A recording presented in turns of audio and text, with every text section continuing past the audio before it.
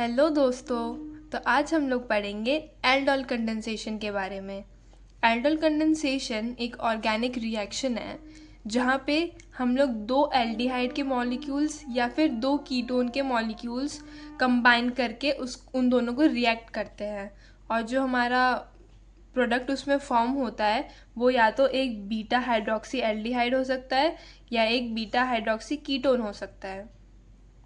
और इस प्रोडक्ट को जब हम लोग फर्दर डिहाइड्रेशन करते हैं तो वो एक alpha beta unsaturated carboxylic compound produce करता है। ये हमारा जो फाइनल प्रोडक्ट होता है जो एल्डोल बन के कंडेंसेट हो जाता है वो ये होता है। तो ये जो एल्डोल कंडेंसेशन है वो सिर्फ तभी पॉसिबल है जब दोनों में से कोई भी एक कार्बोनाइल कंपाउंड जो हमारे पास है उसमें एक तो अल्फ़ा हाइड्रोजन होना ही चाहिए।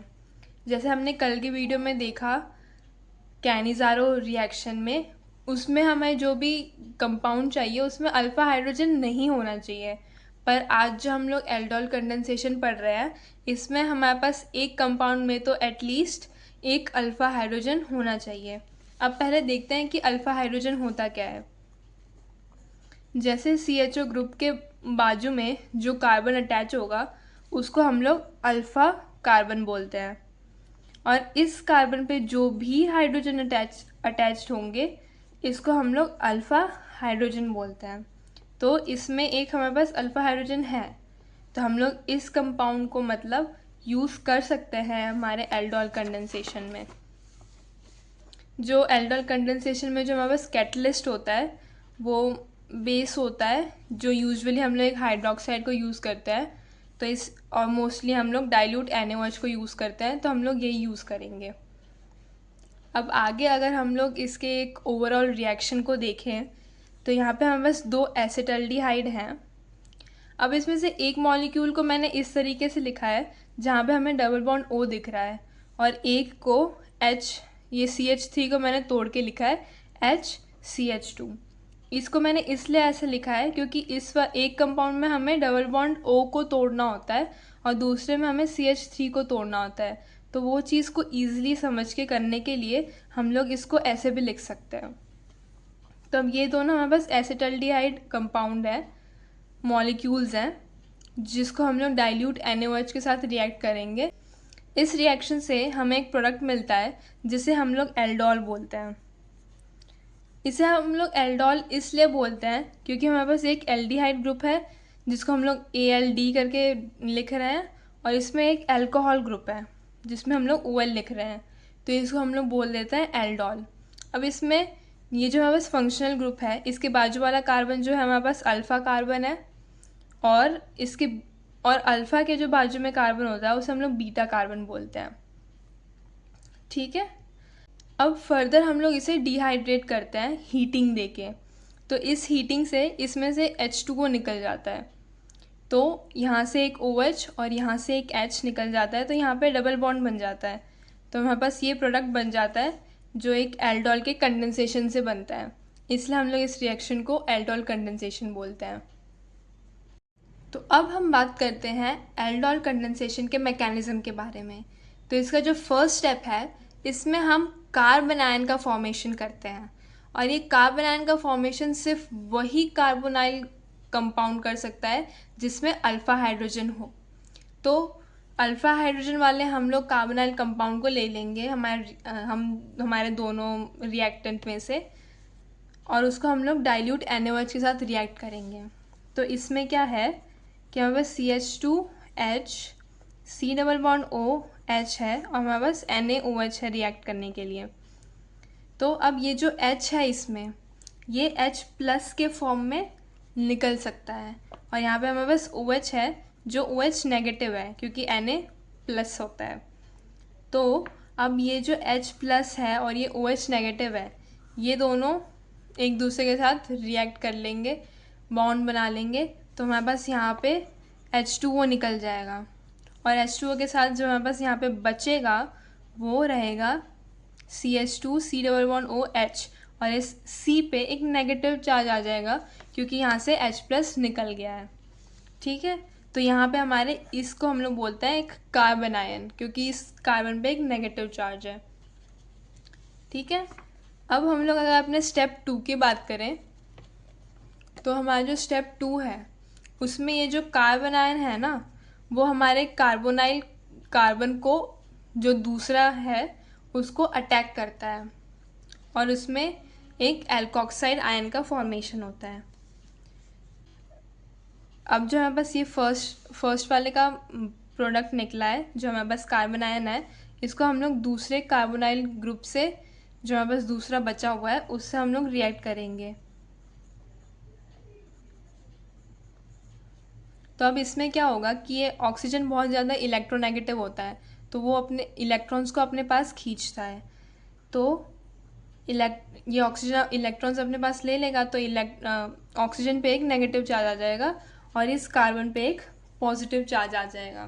तो अब जो ये कार्बन में बस नेगेटिव चार्ज वाला है, ये हमारे इसके साथ बॉन्ड बना लेगा।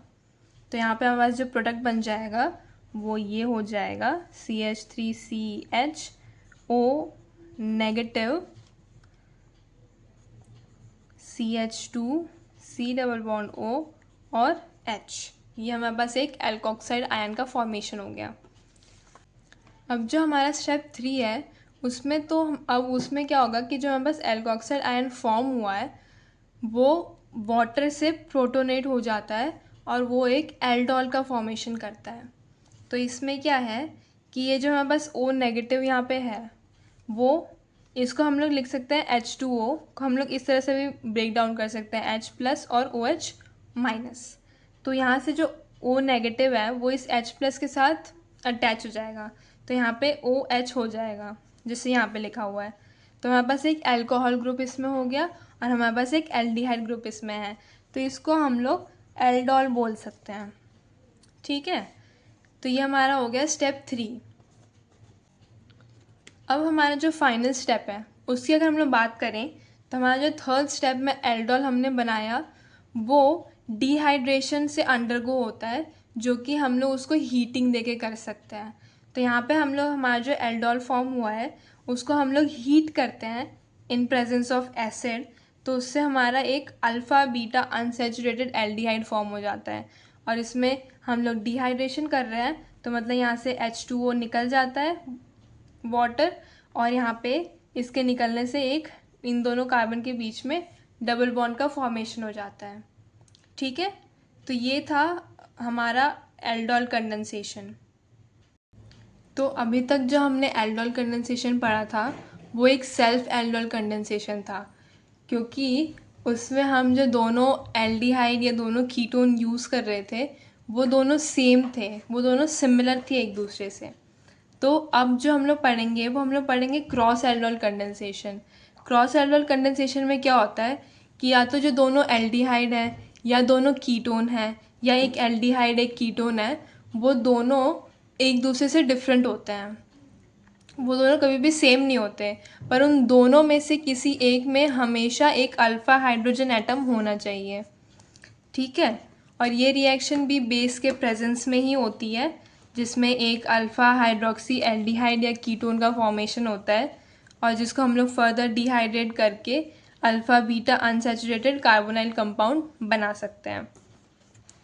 ठीक है, तो इसका एक यहाँ पे मैंने ओवरऑल रिएक्शन लिखा हुआ है जिसमें मैंने एग्जांपल दिया है एसीटोन और बेंजल्डिहाइड का।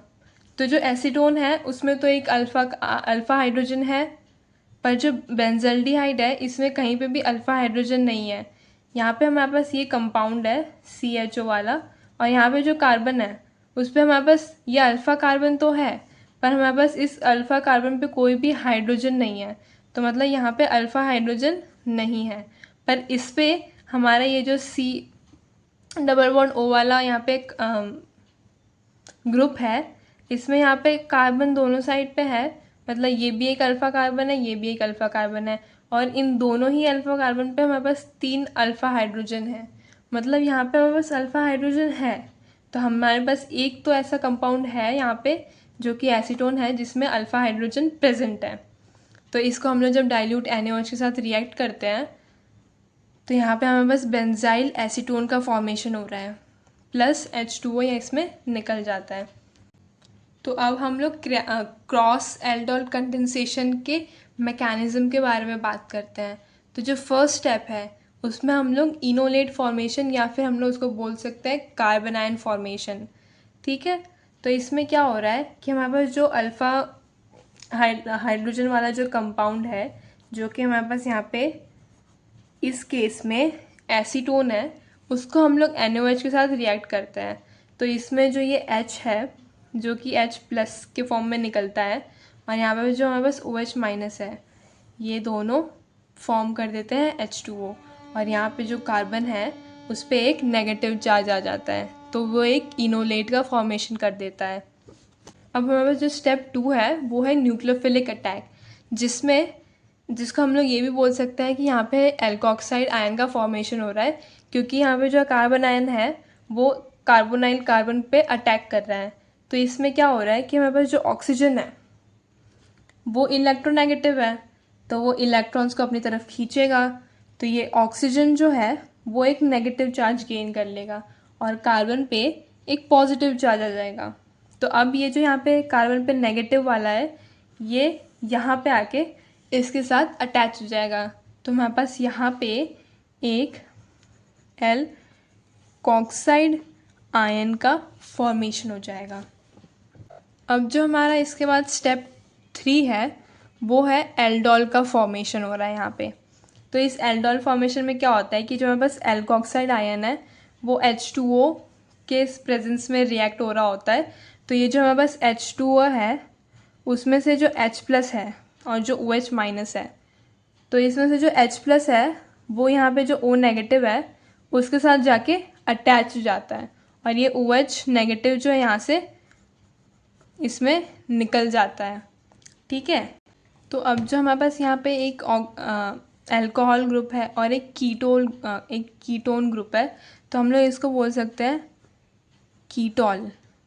जहाँ जैसे हमारे यहाँ पे एल्डिहाइड और अगर अल्कोहल होता तो यहाँ पे एल्डोल बनता, तो यहाँ पे हमारे पास एक कीटोल का भी फॉर्मेशन हो सकता है।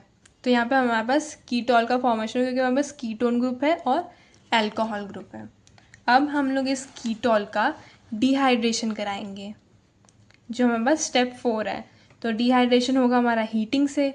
जब हम लोग इसको हीट कराएंगे तो जो हमारे पास अल्फ़ा कार्बन है और जो हमारे पास बीटा कार्बन है उस पर से H और OH जो होगा वो H2O के फॉर्म में निकल जाएगा, और हमारे पास यहाँ पे बेंजाइल एसीटोन का फॉर्मेशन हो जाएगा, और ये हमारा क्रॉस एल्डोल कंडेंसेशन का एक प्रोडक्ट बन गया। अब जैसे हमने इसमें देखा कि हमारे पास बेंजाइल एसीटोन बना, पर इसमें ऐसा भी हो सकता है कि जो दोनों एसीटोन प्लस एसीटोन का रिएक्शन हो जाए, क्योंकि हम लोग जब रिएक्शन कराएंगे तो हमारे पास बहुत सारे मोल्स, मतलब बहुत से मोल्स ऑफ एसीटोन होंगे और बहुत से मोल्स ऑफ बेंजल्डिहाइड होगा। तो ऐसा भी हो सकता है, ऐसे भी सिचुएशंस आ सकते हैं कि हमारे पास एसीटोन और एसीटोन ही एक साथ रिएक्ट हो जाएं।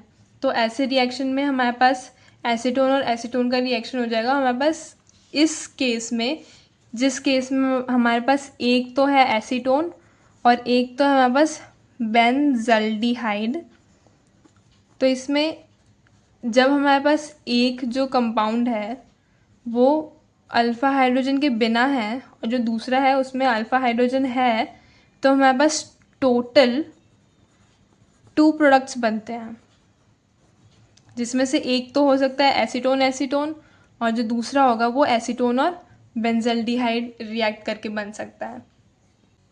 और इसी में अगर हम लोग देखें, अगर हमारे पास जो 2 रिएक्टेंट्स है जिससे हम लोग रिएक्ट करा रहे हैं, वो एक हम लोग अगर ले लें एसिटल्डिहाइड और जो हम लोग दूसरा ले लें प्रोपेनल, तो ये दोनों ही जो रिएक्टेंट है उन दोनों में ही एक अल्फ़ा हाइड्रोजन है ना।